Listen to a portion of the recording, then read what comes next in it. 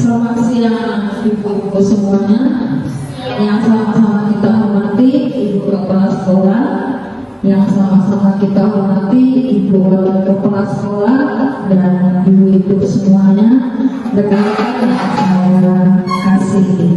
Terima kasih untuk siang hari ini kita bisa berkumpul bersama-sama di ruangan ini dalam rangka mengikuti menyebarkan pemahaman dan pengalaman budaya positif modul 1.4 dari saya CIP Angkatan 11 Merinda Sipil dalam rangka pemenuhan budaya positif pada modul 1.4. Ibu-ibu, terima kasih waktunya, tenaganya, pemikirannya untuk dapat berkumpul bersama-sama di ruangan ini, dan saya secara khusus pribadi mengucapkan terima kasih. Baiklah ibu-ibu, bagaimana kabarnya ibu-ibu semuanya? Tetap semangat? Oke. Saya sebagai CIP Angkatan 11 dari SMA 1 Kecamatan Pangkalan Kota Baru, Kabupaten Bogor Kota, merasa senang berada di keluarga besar SMA 1 Pangkalan Kota Baru. Dan untuk kesempatan kali ini, seperti yang Bapak Ibu, ketika nanti saya bilang SMA 1 Pangkalan Kota Baru, jadi 3 kali saja bilang luar biasa. Jadi saya cuma bilang sekali, ibu-ibu bilangnya 3 kali. Kalau bisa yang ketiganya lebih semangat. Ya ibu-ibu, oke. SMA yang 1 Pangkalan luar biasa. Oke, thank you ibu-ibu, terima kasih. Baiklah, untuk persingkat waktu kita mulai saja. Untuk kali ini ya kita akan mempelajari menyebarkan pemahaman dan penerapan pengalaman budaya positif. Kira-kira menurut ibu-ibu ketika membaca budaya positif, apakah yang ada di pikiran ibu-ibu semuanya? Ketika membaca budaya positif, apakah yang ada di pikiran ibu-ibu semuanya? Kebiasaan yang baik dari Bu Nisa. Oke, thank you Bu Nisa. Ada lagi?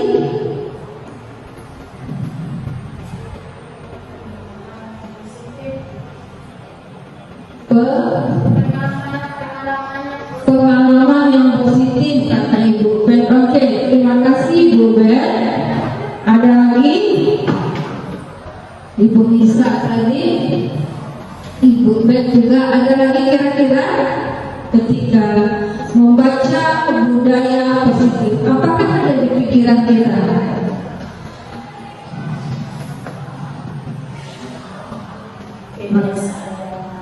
Tadi Ibu bilang kebiasaan yang baik. Ya, terima kasih. Ya Ibu Nisa, Ibu Nila, Ibu Ben, apa yang ibu-ibu jawab itu benar adanya.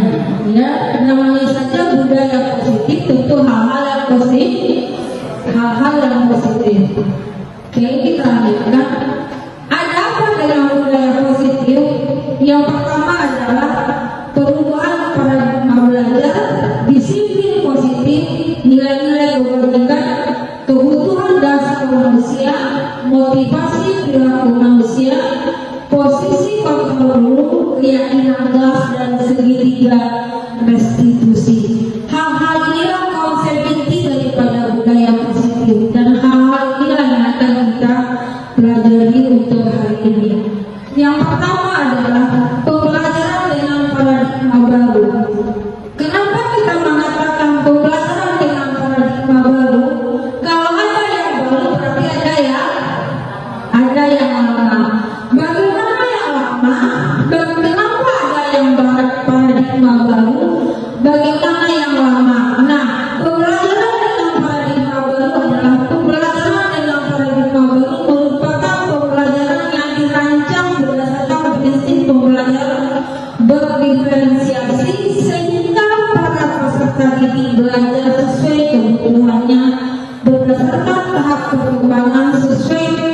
teori psikologi modern untuk mewujudkan profil pelajar Pancasila. Ibu-ibu yang saya hormati, nah ketika pembelajaran dengan paradigma baru, nah berarti pembelajaran yang berdiferensiasi. Pembelajaran yang berdiferensiasi adalah tujuannya adalah para peserta didik belajar sesuai kebutuhannya berdasarkan profil pelajar Pancasila sesuai dengan yang dihajar lewat katakan. Bagaimana apa saja profil pelajar Pancasila ini Bapak Ibu? Beriman, bertakwa kepada Tuhan yang Maha Mulia, berpendidikan global, mandiri, bergotong royong, berpikir kritis dan kreatif. Nah, hal-hal semuanya ini termasuk profil pelajar Pancasila, dan hal-hal inilah yang merupakan pembelajaran dengan paradigma baru, yaitu sesuai dengan profil pelajar Pancasila yang berdiferensiasi. Jadi tujuan kita Bapak Ibu, kalau yang lama mungkin kita berpikir bahwasanya pembelajaran itu berpusat kepada murid, yang berpusat kepada guru atau teacher center. Sedangkan yang lama ini berpusat kepada peserta didik, karena berdiferensiasi sesuai kebutuhannya, yaitu sesuai dengan kebutuhan peserta didik, dan mencakup yang sesuai dengan profil pelajar Pancasila ini. Kalau dulu contoh ya, kalau dulu terkenal dengan CBSA, catat buku sampai habis. Nah, kalau sekarang ibu-ibu tidak, ya kan? Kita yang istilahnya yang mengerti peserta didik kita seperti apa. Kita tidak bisa merasakan sesuai dengan keinginan kita, ya. Kalau dulu contoh ya Bapak Ibu, ibu-ibu, saya sendiri mengalami istilahnya mempraktekkan. Kalau dulu ya bagi saya semuanya adalah urusan saya, ibu-ibu. Saya tidak peduli apakah peserta didik itu kemampuannya seperti apa, kelebihannya di mana, saya tidak mengerti. Yang penting ketika saya kasih materi, peserta didik harus mengerti. Mau dia lemah atau dia ada kendala, saya tidak paham. Yang penting harus sesuai mencapai KKM. Tetapi ketika pembelajaran dengan paradigma baru ini saya pelajari, maka di situ dapat dikatakan bahwasanya pembelajaran itu adalah berpusat kepada peserta didik. Itu dia.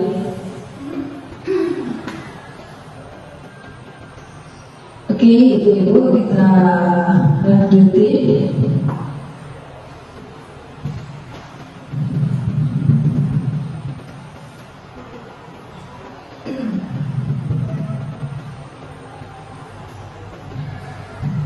Oke.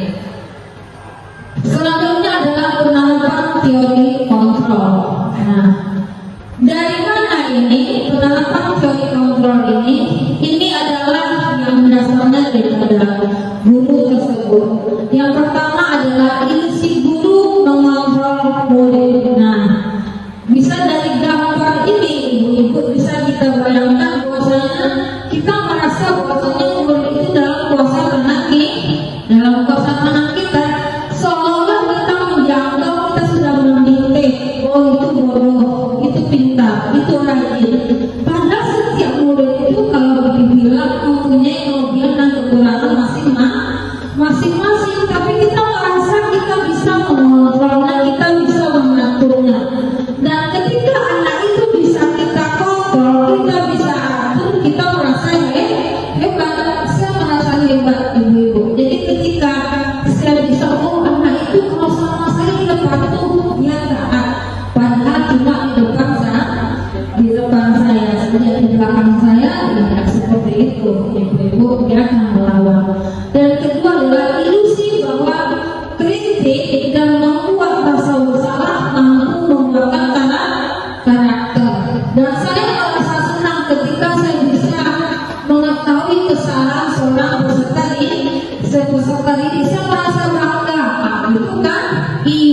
membohongi. Kamu pikir aku tak tahu? Nah, itu di dalam peserta didik. Dan saya ketika ngomong seperti itu, saya merasa bangga, saya merasa hebat ibu-ibu. Dan yang ketiga adalah ilusi bahwa semua perbuatan positif efektif dan bermanfaat. Kemudian ilusi bahwa orang dewasa berhak memaksa. Yang namanya anak murid tentu lebih tua dibanding kita. Kita sarjana, anak murid masih belajar. Dan secara tidak langsung kita merasakan bahwa kita ini lebih hebat ibu-ibu dibanding anak murid. Dan ketika rasa ilusi bahwa orang dewasa berhak memaksa itu, dan kita mulai menggunakan otoritas kita untuk mengatur peserta didik dengan segala cara. Karena kita punya kelebihan, nilai anak tergantung sama kita kan? Iya, ya kan? Nilai anak tergantung sama kita. Naik tergantung kita kan? Tergantung kita. Kita bisa mengancam kan? Bisa. Kita bisa mensekolah anak? Bisa. Kita bisa mensuruh anak keluar? Bisa. Nah, hal itu kita gunakan ya, semuanya kita gunakan sehingga penerapan tentang teori kontrol ini. Nah, ini di Bapak Ibu ya, ada beberapa buah. Kita lanjutkan. Selanjutnya adalah mengubah paradigma stimulus respon ke pendekatan teori kontrol. Nah, stimulus respon tentang dunia dan teori kontrol tentang dunia Bapak Ibu. Nah, ya, kenapa harus ada yang seperti ini? Nah, ini dibandingkannya Bapak Ibu. Yang pertama adalah realitas atau kebutuhan kita sama. Realitas atau kebutuhan kita berbeda. Nah, hal-hal yang seperti ini ya ibu-ibu, wajar nggak kira-kira? Kebutuhan kita sama nggak? Ada, ya. Realitas atau kebutuhan kita berbeda. Makanya stimulus atau respon tentang dunia, teori kontrol tentang dunia. Semua orang melihat hal yang sama. Setiap orang memiliki gambaran berbeda. Sudah pasti, ya kan? Kita mencoba mengubah orang agar berpandangan sama dengan kita. Saya punya teori belajar, ibu punya teori belajar, Ila punya teori belajar. Apakah bisa diterapkan sama-sama? Belum tentu, ya kan? Saya tidak bisa memaksakan ibu ya untuk mencoba mengubah orang agar berpandangan yang sama dengan saya, tidak bisa, ya kan?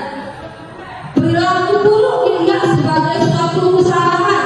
Nah, kita ketika orang punya kelemahan, peserta didik kita sadar dia sudah punya salah, kita cek dia punya kelemahan, dan itu terus terekam di kepala di memori kita.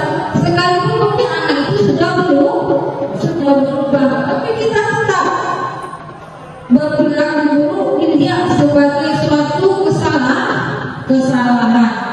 Padahal seseorang itu memiliki sesuatu kesalahan pasti ada tujuannya, Bapak Ibu. Ibu-ibu. Kemudian orang lain bisa mengontrol saya, hanya Anda yang bisa mengontrol diri Anda. Saya bisa mengontrol orang lain. Nah, saya dulu berpikir seperti ini. Ketika saya masuk satu kelas itu dibandingkan kelas satu masih bisa saya kontrol. E2 enggak, E3 enggak, E5 kan enggak bisa saya kontrol. Itu contoh. Nanti tanya mana keluar saya mas. Itu contohnya. Kalau Anda ada pada saat rujukan gagal kolaborasi dan konsensus menciptakan pilihan-pilihan baru. Model berpikir benar atau galak, model berpikir benar atau benar. Nah, semuanya ini Bapak Ibu adalah mengubah paradigma stimulus respon ke pendekatan teori kontrol. Jika ini yang kita miliki selama ini atau peserta didik, ya kita harus paham bahwa kita harus berubah kepada teori kontrol tentang dunia. Oke, Bapak Ibu masih semangat, Ibu masih semangat. Disiplin positif. Saya yakin kita di sini semuanya untuk guru yang disiplin positif, yang memiliki disiplin yang luar biasa. Oke, disiplin berasal dari kata disiplin. Saya rasa ini ibu-ibu pasti sudah paham, yang artinya belajar. Disiplin mengacu pada disiplin diri yang memiliki tanggung jawab terhadap apa yang dilakukannya berdasarkan nilai-nilai yang diyakini.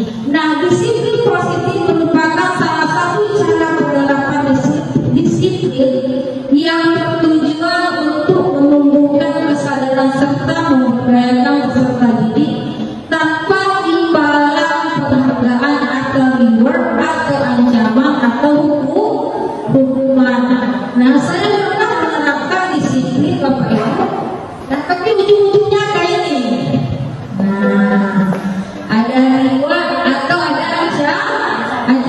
Ini judulnya disiplin Ibu. Dia disiplin, tapi ujung-ujungnya ada ini.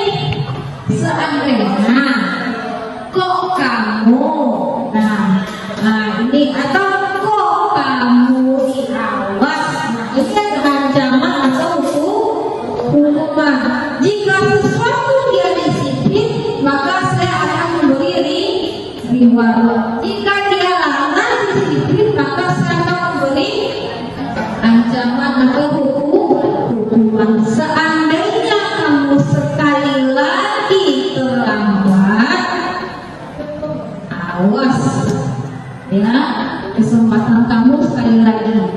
Berarti ketika dia langgar, saya mengancam. Dan saya tak bilang selama ini ia tidak pernah absen di absen minggu ini dia langgar. Kasih reward. Nah, kenapa? Ketika dia tak disiplin, saya kasih reward. Tapi ketika dia melanggar, saya kasih hukuman. Tetapi kenyataannya tidaklah seperti itu. Bagaimana caranya? Kenapa setelah dia melanggar disiplin, tidaklah boleh dikasih ancaman, tidaklah boleh dikasih hukuman, terus dikasih apa?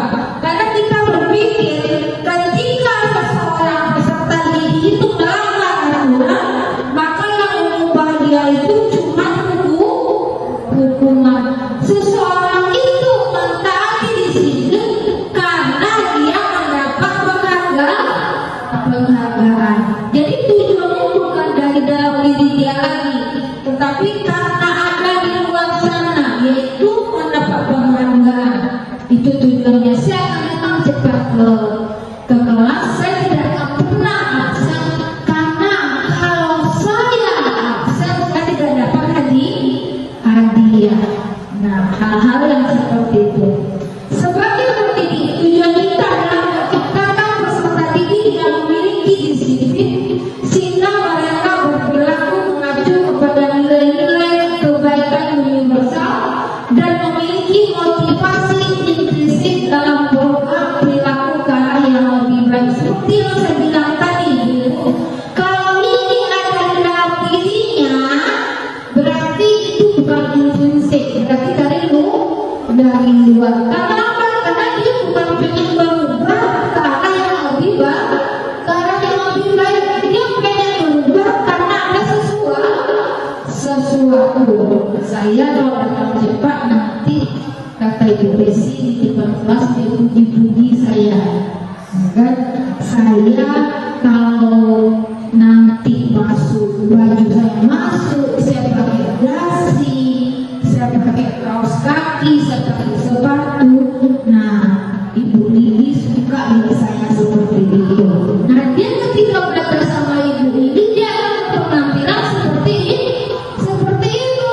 Terus dia akan bilang, kalau Ibu Lili nggak peduli mau masuk baju saya, mau keluar baju saya, dia nggak peduli. Pas kali ini dia akan seperti itu. Besok masuk guru lain, dia akan tari, dia suka kalau saya diam di tangan, tatap mata dia tari suka seperti itu. Saya melakukan seperti ayo kita lakukan seperti itu. Kalau ibu bisa suka, kalau orang semangat, nah kalau dia tanya satu saja bagaimana saya lakukan mulai seperti itu. Itu bisa suka. Akhirnya anak tadi dia tidak punya kepribadian, dia seperti ya akhirnya dia gak jadi diri dia sendiri gara-gara kita sebagai guru ya kan. Nah kenapa dia bisa seperti itu? Karena bukan dari dalam diri dia, bukan karena kesadaran dia. Nah ibu-ibu kita lanjutin nilai-nilai kebajikan apa saja ya kan yang disepakati bersama lepas dari suku bangsa, agama, bahasa maupun latar belakangnya. Contoh nilai kebajikan atau institusi atau organisasi di sini adalah nilai-nilai kebajikan. Jika berbicara tentang nilai-nilai kebajikan, Bapak Ibu tidak lepas dari profil pelajar Pancasila.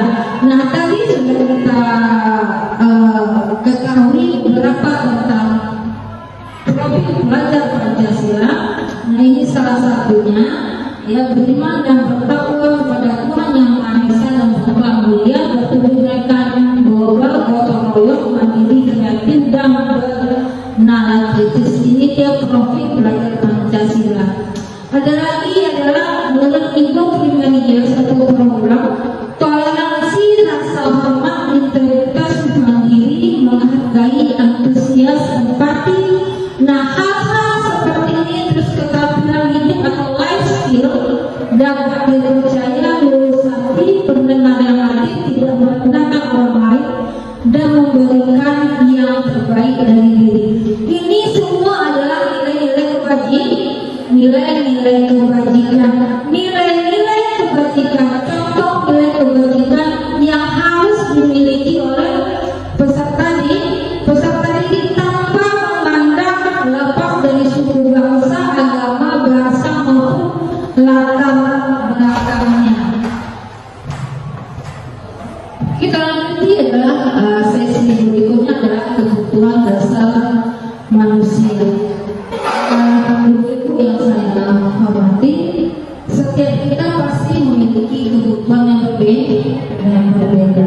Kita tidak bisa paksakan kebutuhan saya merasa senang ketika saya saya merasa senang ketika saya pergi bersama-sama dengan keluarga saya, dan saya tidak bisa paksakan orang memiliki kebutuhan kesenangan tersebut. Menurut saya mungkin dia merasa senang ketika dia pergi bersama teman-teman, dan kita tidak bisa paksakan karena kebutuhan dasar manusia itu tidak sama. Nanti bisa kita lihat apa itu kebutuhan dasar manusia.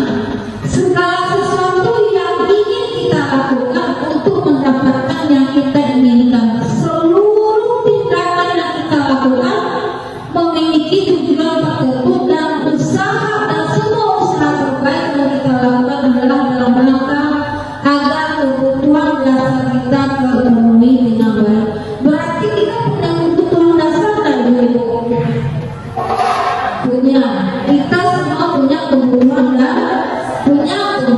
dasar ya. Apa saja kebutuhan dasar kita? Yang pertama adalah bertahan hidup, ya kan? Saya rasa kita semua di sini tahu bagaimana cara bertahan hidup, ya. Makanan, pakaian, tempat tinggal, keamanan, kesehatan, dan ini hal-hal yang merupakan untuk kebutuhan dasar kita supaya bertahan hidup. Yang kedua adalah kasih sayang dan rasa diterima, dipedulikan, berbagi, kerjasama, menjadi bagian dalam kelompok, dan ini adalah bisa salah satunya kita terima rasa kasih sayang dan rasa diterima. Kenapa kita bisa seperti itu, rasa diterima, itu bisa bayangkan seandainya kita dalam suatu organisasi atau dalam sekolah instansi, ketika dalam sebuah instansi tersebut atau kelompok tersebut tidak ada rasa diterima atau rasa kasih sayang, kira-kira nyaman nggak itu? Tidak nyaman, pasti tidak nyaman, pasti tidak nyaman. Oleh karena itu di sini dibilang 5 kebutuhan dasar termasuklah kasih sayang dan rasa diterima. Yang ketiga adalah penguasaan harga diri, keinginan untuk dianggap, memimpin, prestasi diakui dan didengar. Ketika misalnya seorang peserta didik dalam berkelas tidak ada rasa ini yang diterima, kira-kira seperti apa? Hampa, ya, tidak ada penguasa ini, tidak ada kasih sayang dan rasa, tidak ada bertahan hidup, kira-kira hampa nggak rasanya? Hampa. Dia bisa bertahan hidup tapi tidak punya kasih sayang itu, kan tidak dapatkan itu dari siapapun, termasuk dari kita. Di rumah dia tidak dapatkan, dan sampai di sekolah pun dia tidak dapatkan. Nah, yang keempat adalah kebebasan harga diri, keinginan untuk dianggap, memimpin, prestasi diakui dan didengar. Yang kelima adalah kesenangan bermain, humor, antusiasme dan tertawa. Ibu-ibu, sekarang saya tanya 1, 2, 3, 4, 5. Kita semua di sini sudah memiliki 5 dasar kebutuhan hidup ini, 5 dasar kebutuhan manusia ini. Sudah, saya yakin sudah, ya kan? Saya yakin setiap kita pasti sudah memiliki hal-hal yang 5 dasar ini. Kita bisa bertahan hidup karena kita makan, pakai, dengan kasih sayang dan rasa terima, apalagi ini penguasaan, kebebasan, apalagi kesenangan, bermain, humor, tertawa, ya, apalagi hal-hal yang seperti ini. Oke, kita lanjuti adalah motivasi perilaku manusia. Yang pertama adalah untuk menghindari ketidaknyamanan atau hubungan, untuk mendapat imbalan atau penghargaan dari orang lain, dan untuk menjadi orang yang mereka inginkan dan menghargai diri sendiri dengan nilai-nilai yang mereka percaya. Ibu-ibu, ketika ada motivasi yang ekstrinsi ini, yang dari luar, nah, untuk mendapatkan imbalan atau penghargaan dari orang lain, sama dengan selain tadi yang sudah dikatakan ibu, kebalikannya, kan? Terus untuk menghindari atau ketidaknyamanan hukuman, nah, dia melakukan itu karena ada sesuatu karena bukan berasal dari diri sendiri. Nah, ini dia motivasi perilaku manusia.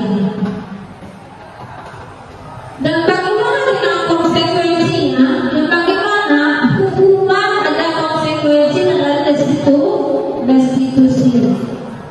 Segala sesuatu yang terjadi, ibu-ibu, itu pasti ada, kalau tidak hukuman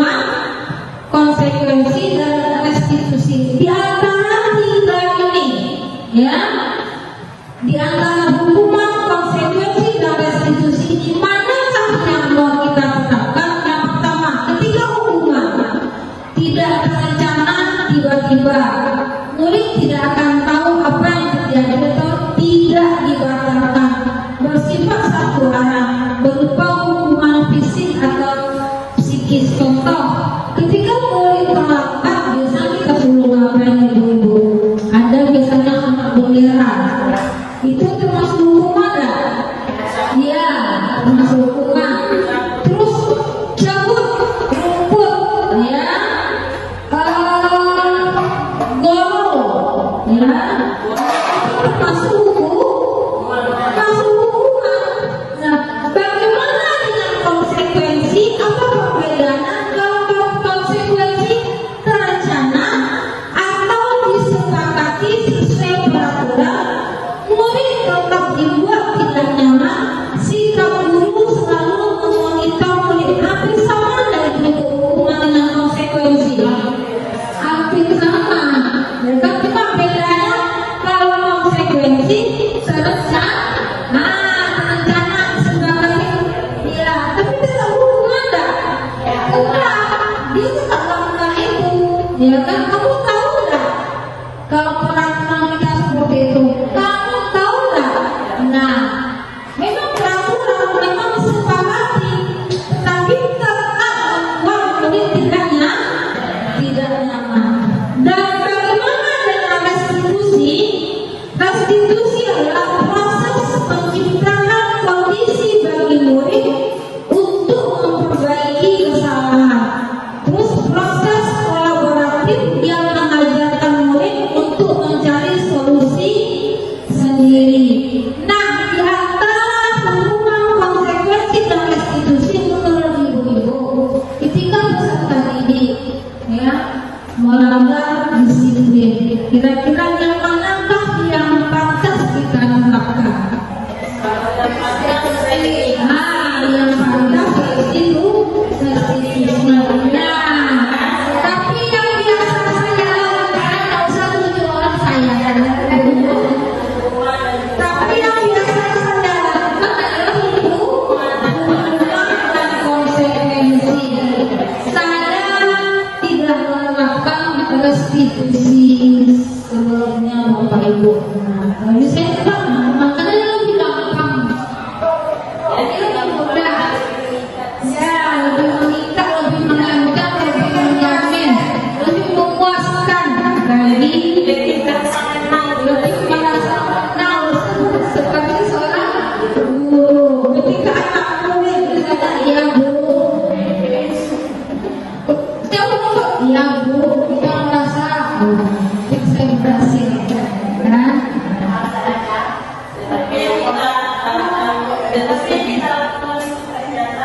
Ternyata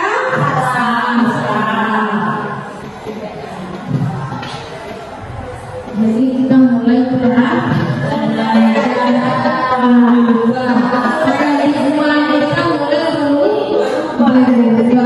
Sekalipun susah, sekalipun rasanya melatih kesabaran. Kalau dia sama ngomong, ngapain harus lama-lama, kan? Ya kan, pakai restitusi.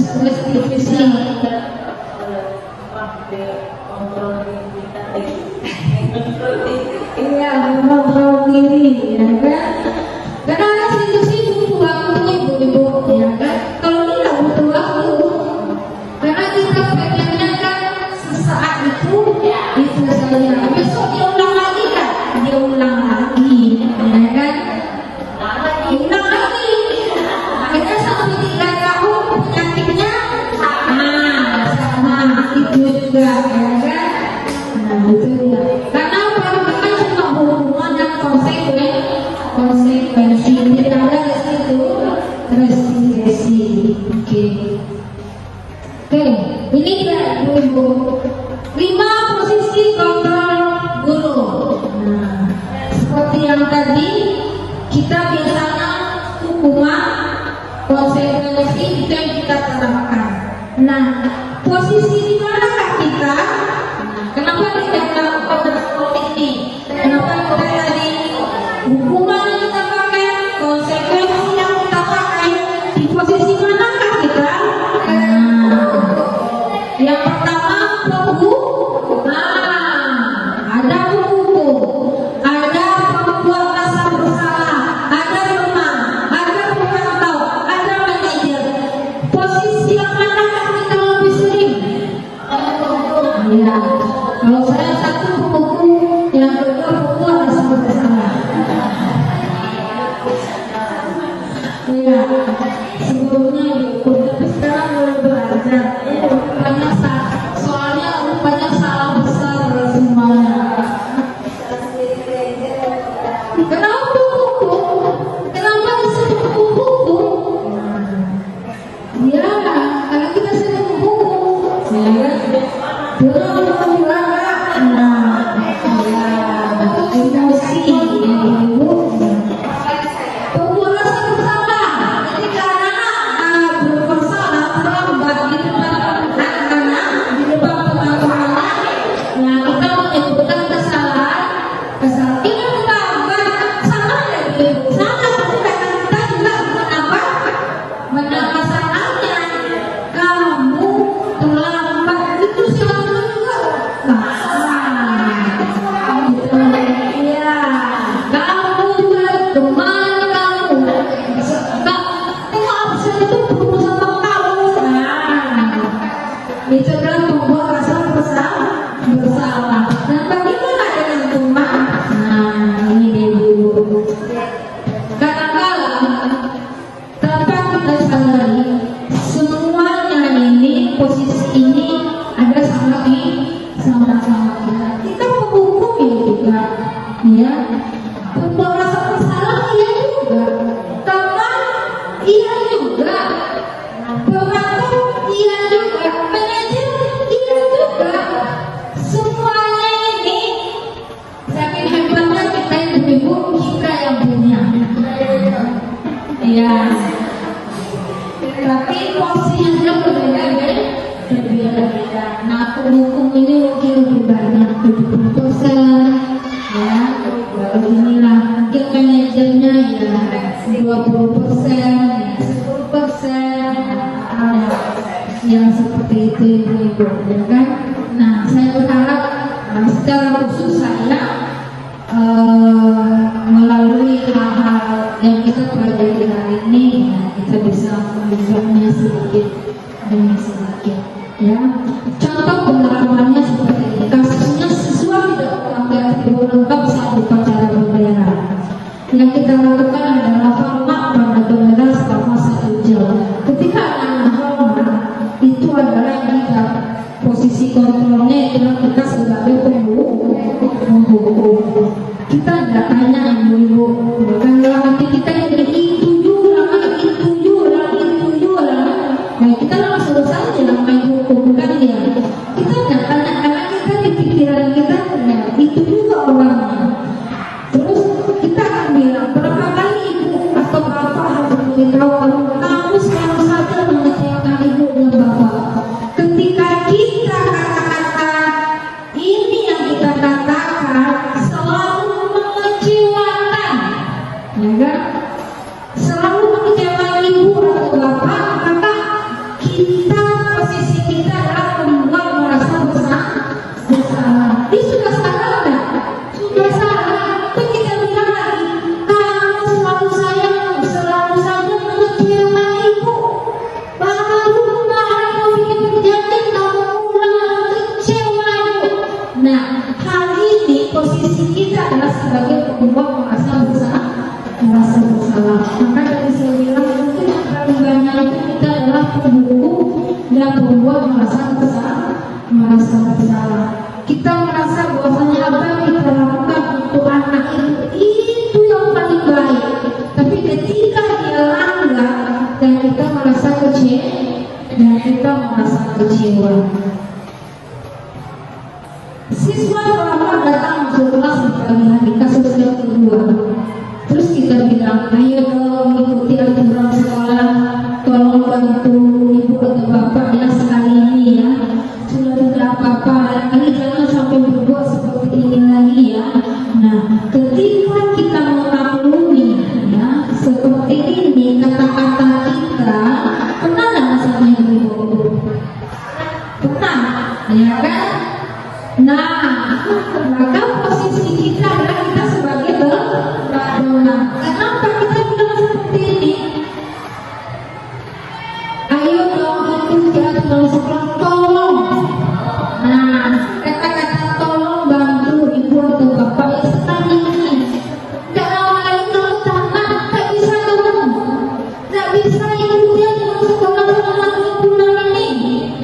bisa.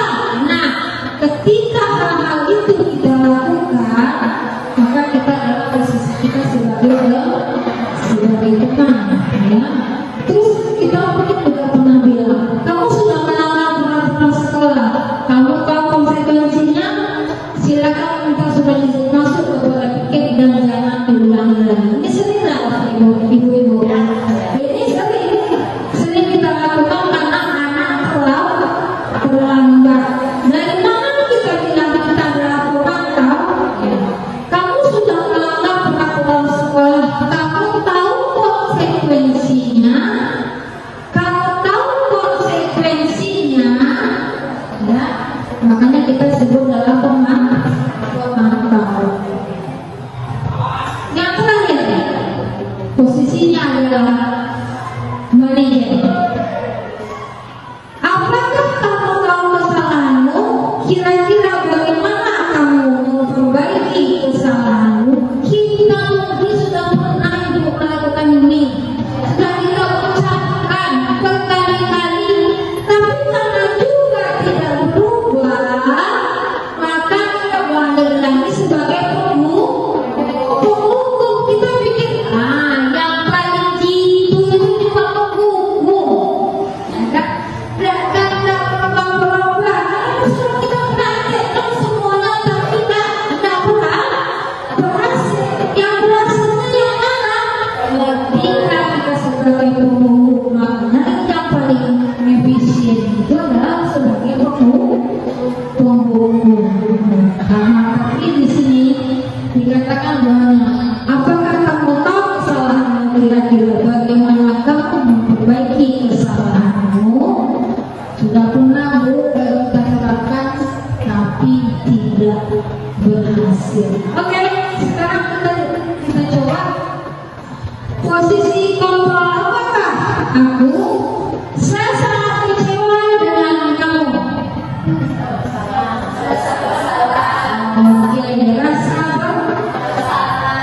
bersalah. Kita coba. Oke, ya hebat tulisan masuk makanan. Hebat. Oke, kita coba lagi. Kamu tidak pernah benar melakukannya. Apa Bu tadi? Bu tadi bilang menghukum. Kamu tidak pernah benar melakukannya. Ya, bagus banget. Pengalaman pribadi tadi. Oke. Apa rencanamu untuk menyelesaikan masalah ini? Ya, manajer ya.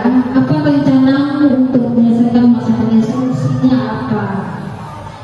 Kamu tidak pernah mendapatkan nilai jika tidak mengerjakan tugas. Kita bilang, kalau kamu kerjakan tugas ini, kosong. Kosong. 1, 2, 3, kosong. Ada satu tidak kosong. Artinya kita ucapkan tidak benar. Akan saya nampak tolong.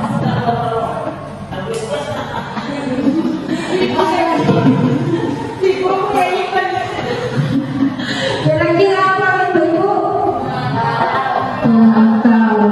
Karena memang kita pantau kali 1, kali 2, kali 3, kali 4, kali 5, dan ada kosong. Dan kita sebutkan karena namanya pemantau. Oke, Ibu. Kita masuk ke tema. Ibu masih semangat? Maka waktunya Ibu anak-anaknya. Ayo keluar. Oke, keyakinan keras. Ya. Ibu. Keyakinan keras. Ayo Ibu punya keyakinan keras atau kesepakatan keras? Berangsur-angsur. Ya. Mengapa keyakinan keras? Mengapa bukan peraturan keras? Beda nggak keyakinan kelas sama kelas itu? Beda. Kira-kira apa bedanya? Kalau keyakinan Berasal dari siswa dan guru. oke. Maknanya pada siswa. Nah, kalau peraturan guru, Lebih berkasih pada iya, berkasih kepada guru. Kita nggak tanya anak ya kalau peraturan kita buat sendiri saja. Terus kalau nggak ada taat, kita hukum juga suka kita saja, ya. Tapi kalau keyakinan, nah, secara bersama-sama, ya. Ya, kita pintar juga sama satu perkara.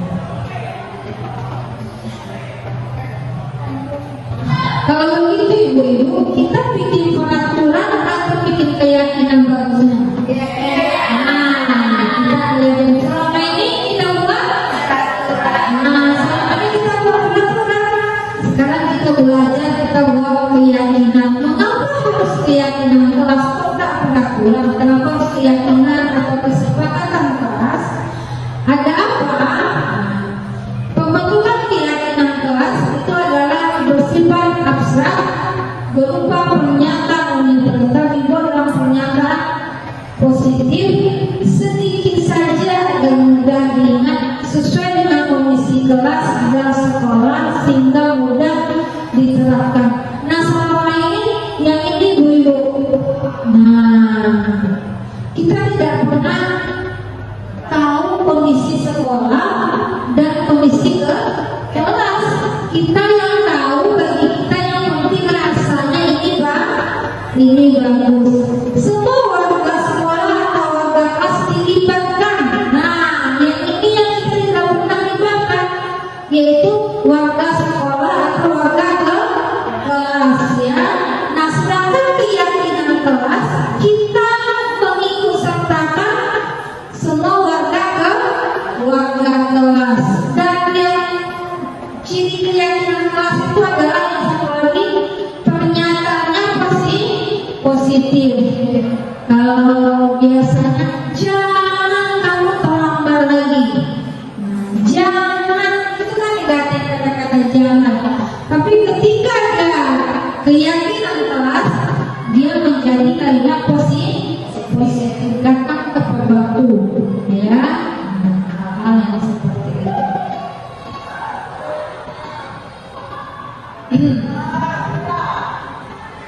Ibu-ibu sudah pernah menerapkan keyakinan kelas? Jadi untuk kedepannya kita bisa terapkan keyakinan kelas, berarti kita berdiskusi sama anak-anak, ya. Segitiga restitusi. Nah, apa dimaksud dengan segitiga restitusi?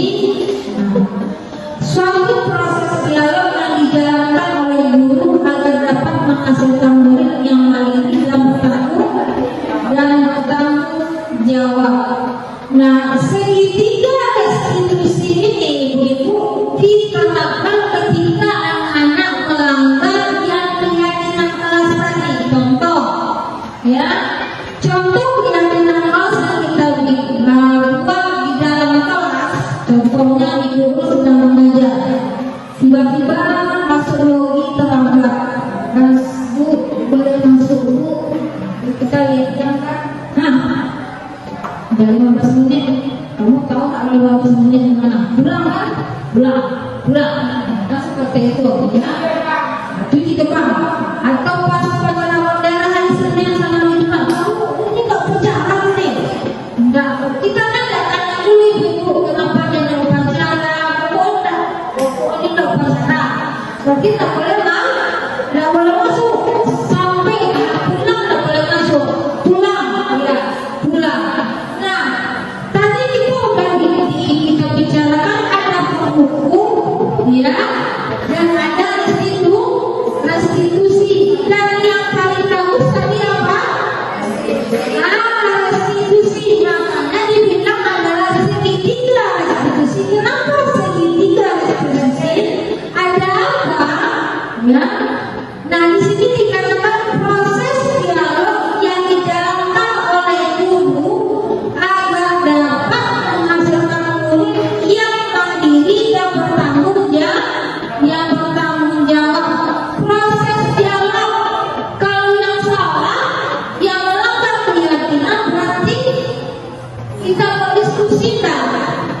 Iya, kita buat diskusi. Selama ini kita buat diskusi atau tidak?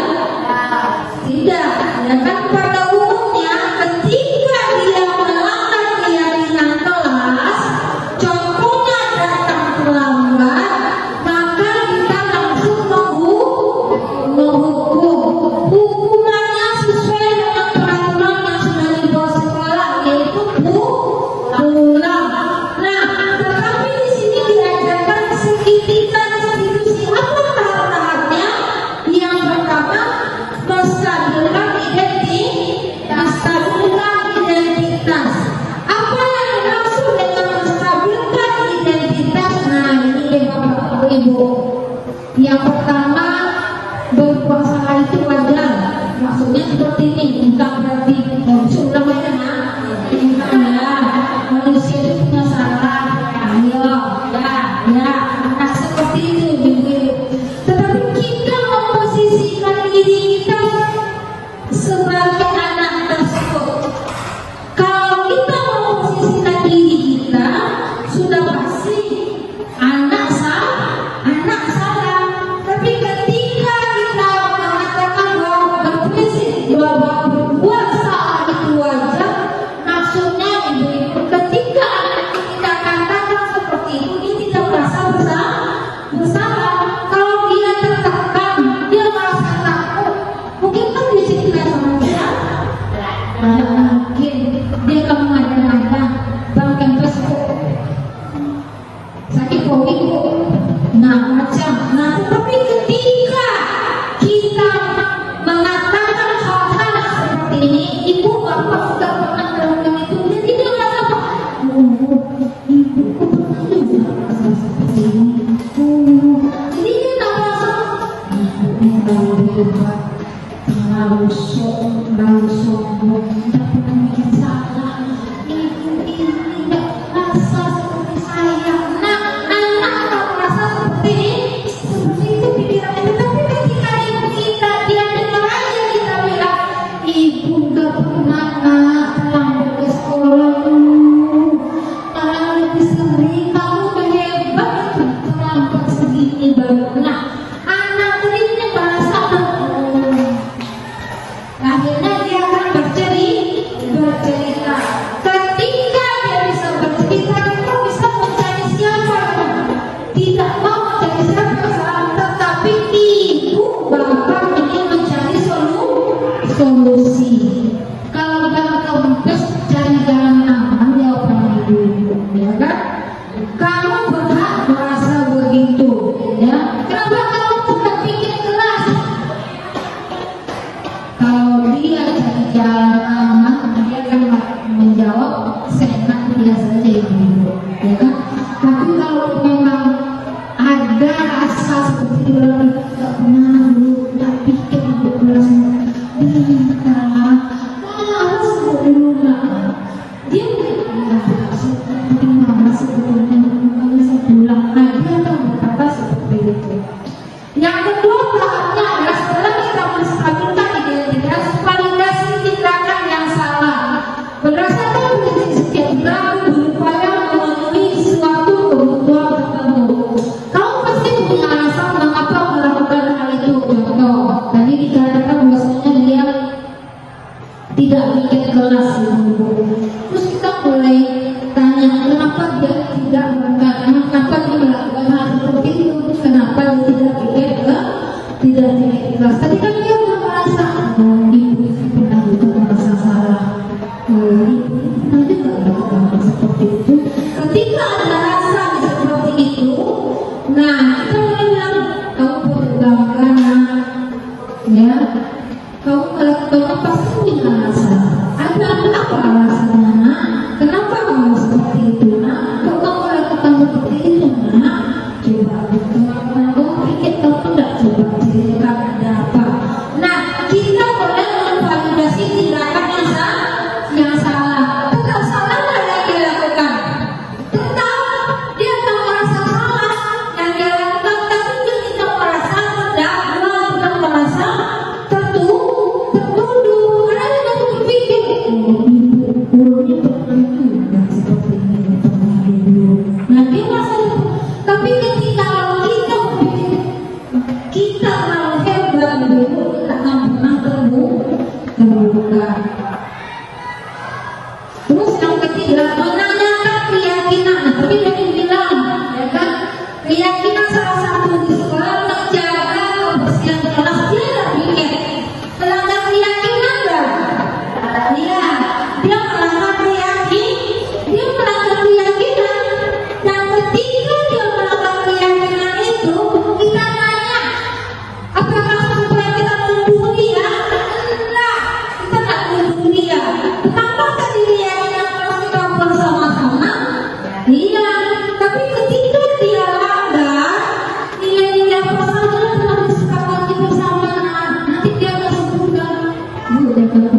dalam kelas, kamu nggak mikir kita bisa kelas nggak?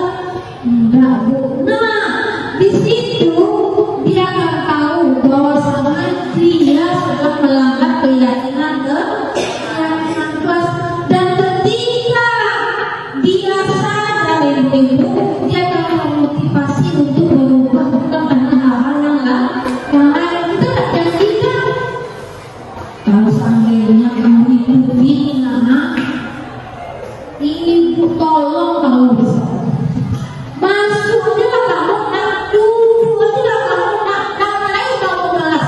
Janji tak ibu, janji tiba itu tiba dia akan duduk, dia akan datang, tapi bukan karena kesadaran, dan ketika kita tidak ada dia tidak datang. Sebelum pulang kelas itu kayak gitu. Kalau sekarang dia di sekolah dia ada lampu siang ada, dia tidak ada.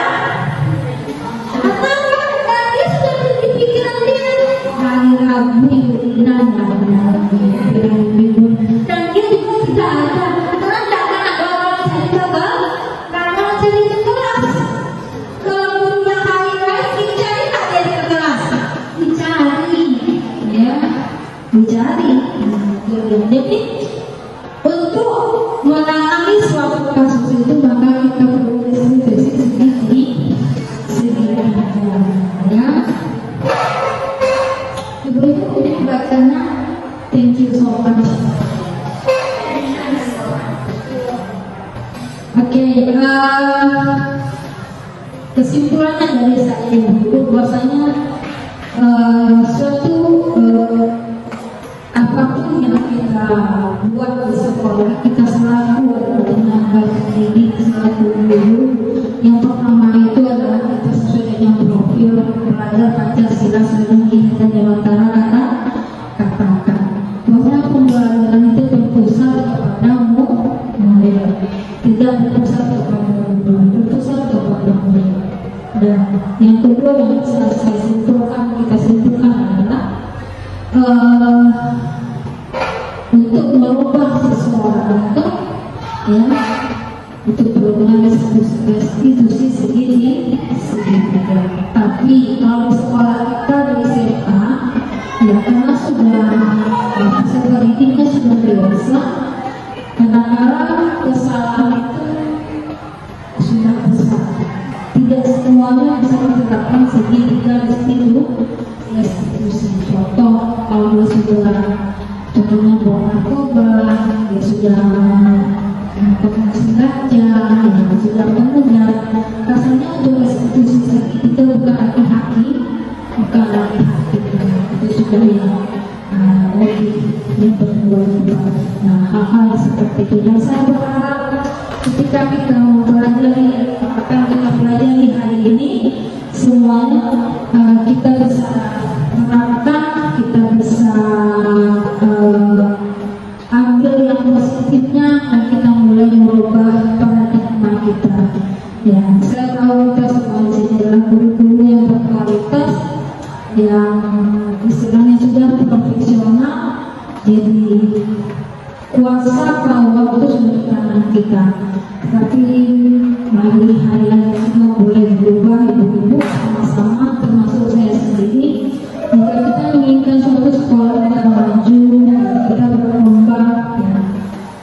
Kami di sini adalah beberapa orang guru CGP, dan saya yakin untuk berikutnya kita semua adalah calon-calon guru penggerak yang luar biasa, dan juga pelajari hal yang seperti ini yang biarlah melalui kita di sini yang terlibat mungkin belum CGP masih mengikuti ya seminar yang diadakan oleh rekan-rekan kita yang seperti ini ya, menambah pengetahuan kita, dan kita boleh terapkan ibu-ibu. Kita tidak lagi penghukum, kita tidak lagi memantau, tapi kita mulai berubah ya. Dan setiap masalah yang kita temui, kita akan menerapkan sendiri segitiga. Saya berharap ibu-ibu melalui kita semua di sini sekolah SMA Negeri 1 Pangrango lebih maju ke depannya. Terima kasih Bu-Ibu, terima kasih banyak buat waktu, buat tenaganya, buat pemikirannya, semuanya. Dan saya juga tidak bisa balaskan, tapi biarkanlah semuanya ini menjadi amal ibadah bagi Ibu semuanya. Terima kasih, selamat siang Ibu.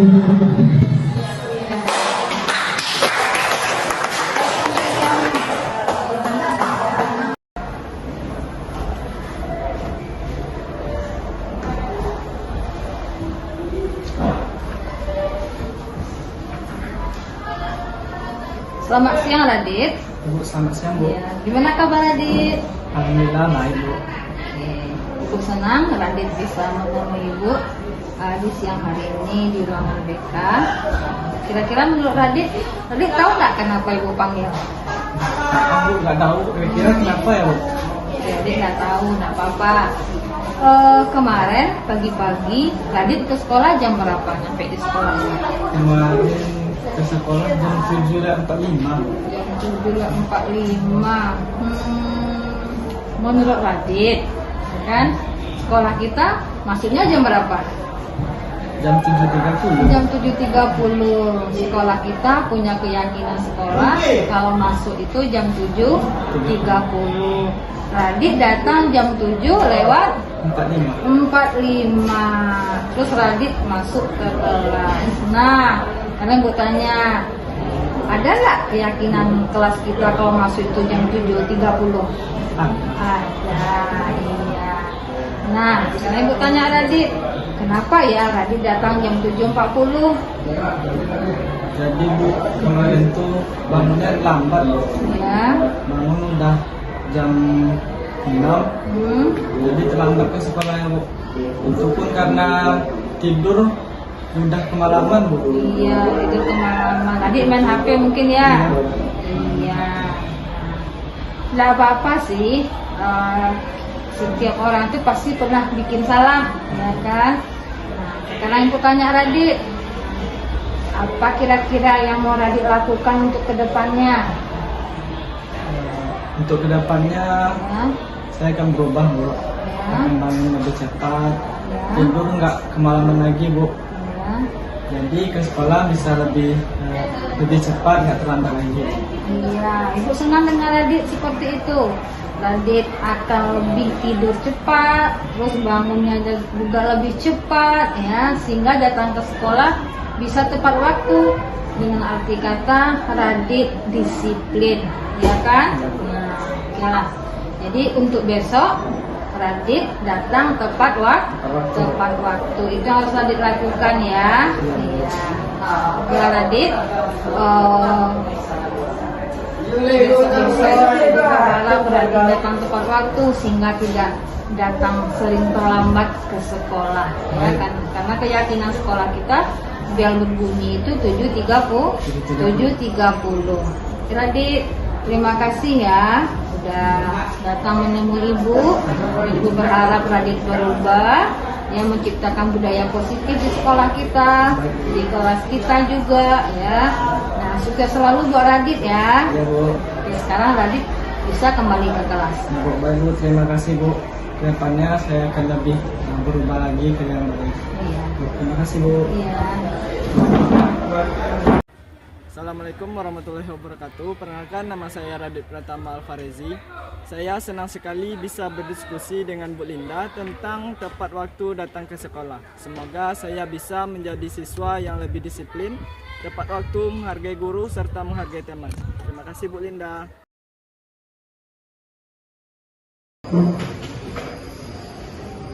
Okay, good morning everybody. Good morning. How are you today? Okay, I'm very well, thank you. Nice to meet you today. Nice to meet you too. Untuk hari ini, sebelum kita mulai pembelajaran kita ke depannya, kita buat sebuah kesepakatan kelas, yaitu yang disebut dengan keyakinan kelas. Ya. Ini contoh, ya. Ibu bikin pernyataan seperti ini. Tidak boleh terlambat masuk kelas jika lebih dari 10 menit. Ya, itu contohnya. Kalau menurut anak ibu, itu keyakinan atau peraturan? Oke. Untuk itu termasuk peraturan. Nah, sekarang apakah beda keyakinan sama peraturan, atau kenapa kita harus bikin keyakinan kelas 12 IPA 2? Apa itu keyakinan? Keyakinan itu adalah suatu pendekatan yang mengedepankan peran aktif. Di sini adalah peserta didik, berisi beberapa aturan untuk membantu guru dan siswa bekerja sama membentuk kegiatan belajar mengajar lebih efektif. Nah, di sini ada kata-kata bekerja sama. Berarti ketentuannya dari ibu saja atau kita sama-sama? Kita sama-sama. Kalau tadi ibu saja lewat 10 menit, kalau ibu sampai di kelas, anak ibu pulang saja. Nah, itu kesepakatan sama-sama, cuma dari ibu, dan itu namanya peraturan. Nah, kalau keyakinan yaitu kita buat bersama-sama ibu sama anak-anak semuanya. Nah, itu disebut dengan keyakinan kelas. Kenapa kita harus buat keyakinan kelas, Bu? Apa sih tujuannya? Yang pertama, menumbuhkan komunikasi yang efektif antara siswa dan guru. Yang kedua, menciptakan pembelajaran yang berpusat pada siswa. Yang ketiga, menumbuhkan rasa tanggung jawab pada siswa. Apakah keyakinan kelas ini hanya untuk seseorang atau dua atau sekelompok saja? Kalau ini 12 IPA 2 berarti untuk semuanya warga kelas 12 IPA 2. Nah, ini tujuan daripada keyakinan kelas tadi. Menurut anak ibu 1, 2, 3 tujuannya baik atau salah? Baik. Ya. Nah, bagaimana caranya? Apa langkah-langkahnya? Nah, langkah-langkah yang pertama yaitu nanti anak ibu semuanya mengungkapkan keinginan mewujudkan kelas impian. Kelas saya ini seperti apa ya? Ya. Nah, jangan nanti kok saya pengen kelas saya ini 1, jaga kebersihan di kelas, meletakkan barang pada tempatnya. Saya ingin kelas saya ini nyaman, tentram, indah, ya.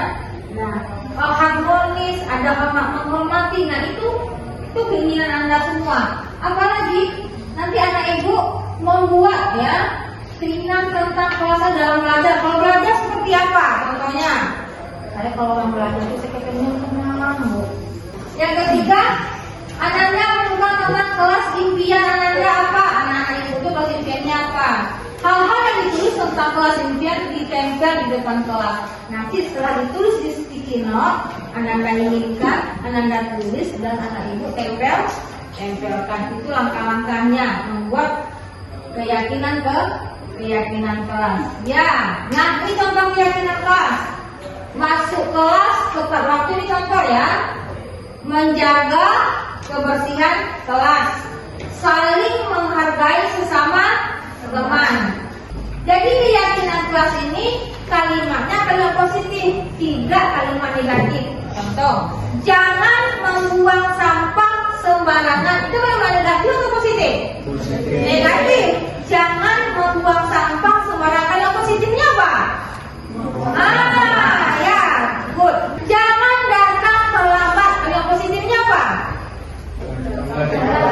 Datang tepat waktu. Oke. Ibu bagi sticky note-nya. Bisa Ibu bagi warna pink. Yang pertama digunakan yang warna itu aja dulu, nah. Yang warna kuning. Kalau kurang minta sama aja. Tuliskan apa yang anak ibu impikan di kelas anak ibu saat ini. Anak ibu menuliskan ya keyakinan kelas apa yang anak ibu inginkan di kelas anak. Yang sudah siap, anak ibu boleh tempel di depan.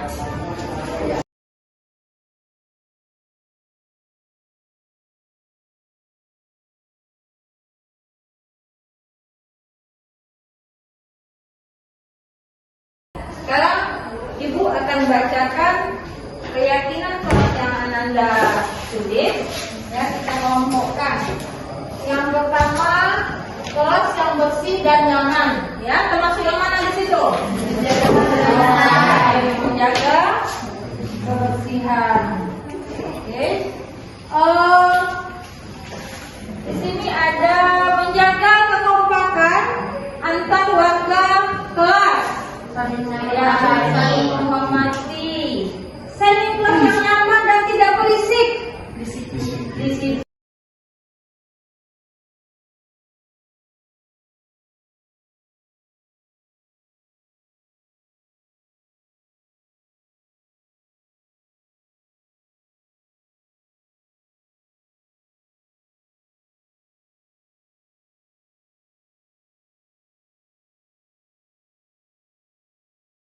Keyakinan kelas setelah kita kelompokkan, setelah dikelompokkan, inilah keyakinan kelas yang didapatkan oleh Ananda kelas 12 IPA 2, ya. Nah sekarang Ananda pikirkan dan Ananda tuliskan, ya. Kira-kira, ya, apa yang Ananda apa yang di pikiran anak ibu semuanya tuh, apa kira-kira tugas guru, bukan tugas guru, dan yang tidak termasuk tugas murid dan termasuk tugas murid. Kelompok yang ini dia. Guru tugasnya titik-titik. Nah, guru tugasnya apa? Coba bikin di yang warna pink. Guru tugasnya titik-titik. Kelompok 2, guru tugasnya bukan. Yang bukan guru tugasnya bukan. Ini dia. Ada di gambar ini boleh dulu ya. Kelompok 3, oh kecil ya sedikit ya, ada apalah. Murid tugasnya, nah murid tugasnya apa? Ya. Dan murid tugasnya bukan. Oke, bikin sedikit warna pink.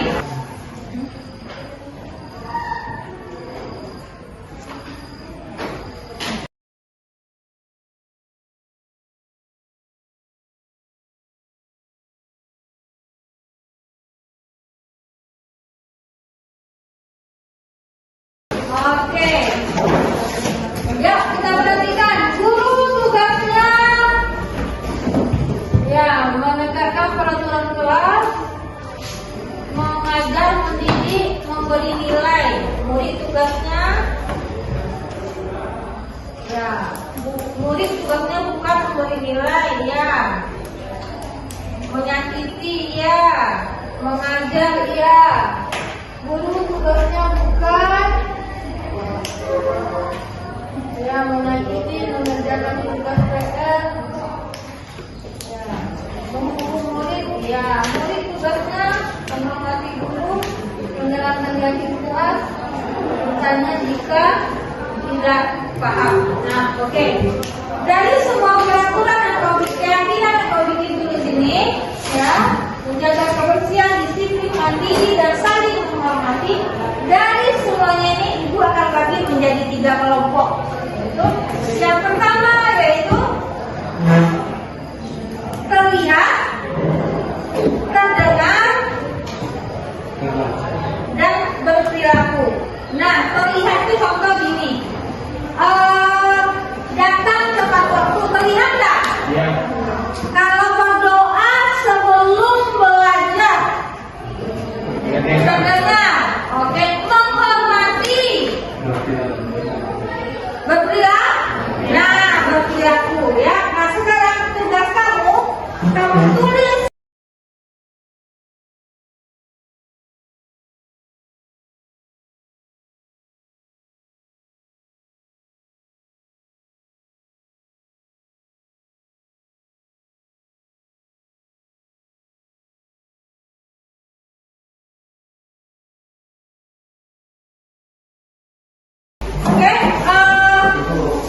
Baiklah, ini keyakinan kelas yang ada di kelompok IPA 2 dan ini harus kita terapkan bersama-sama menjaga kebersihan, disiplin, mandiri dan saling menghormati dan menyayangi. Ini tugasnya guru, bukan tugas guru, murid tugasnya dan bukan tugasnya murid. Dan ini adalah yang terdengar keyakinannya dan terlihat dan berperilaku ya. Di sini ada berdoa sebelum mulai pembelajaran. Di sini ada juga berempati, berbuat baik dan ada juga berperilaku ramah, tersenyum ramah, memberikan ruang bekerja, saling menghargai ya. Nah, oke, ini adalah semua keyakinan kelas yang Ananda buat dan harus Ananda harus dilakukan. Kita sepakat nggak semuanya nih? Sepakat nggak? Sepakat. Kalau Ananda sepakat, nah sekarang Ananda tanda tangani, ya. Ananda tanda tangani di ini boleh di mana saja Ananda boleh tanda tangani ke depan. Ayo.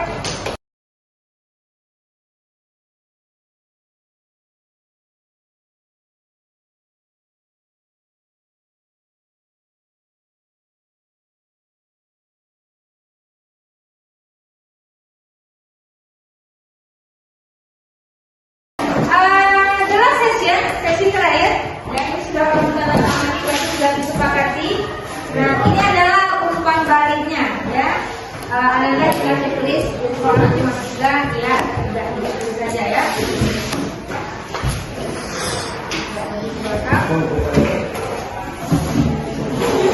Tulis nama ya.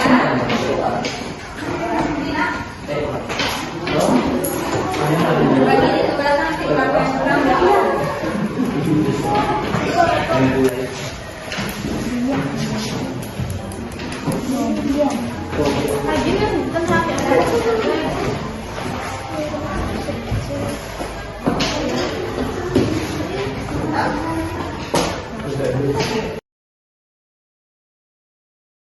Semuanya, oke. Mailan aja nomor 12 ini adalah kesepakatan kelas yang sudah Anda buat dan kiranya semua kesepakatan ini sudah kita laksanakan. Oke.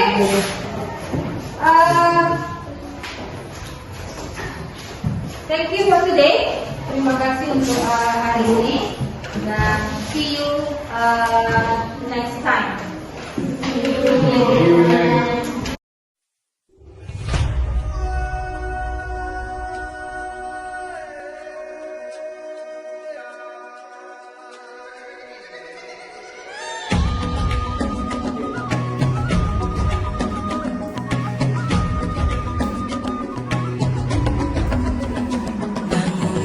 Bukalah matamu saat